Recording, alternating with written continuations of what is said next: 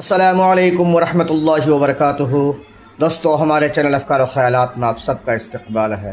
آقا مدنی محمد عربی صلی اللہ علیہ وسلم کے روایت سے آج کی بات کا آغاز کرتے ہیں۔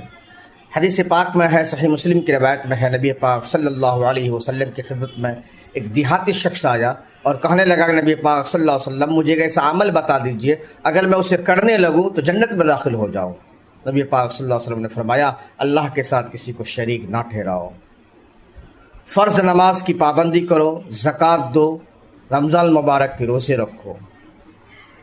جب یہ بات نبی پاک صلی اللہ علیہ وسلم نے اسے کہی تو انہوں نے کہا کہ اس اللہ کی قسم جس کے قبضے میں میری جان ہے، میں اس میں کمی زیادتی نہیں کروں گا۔ جب یہ شخص جانے لگا تو نبی پاک صلی اللہ علیہ وسلم نے حضرت صحابہ سے کہا کہ اگر کوئی شخص جنتی آدمی کو دیکھنا ہے تو اس شخص کو دیکھ لے۔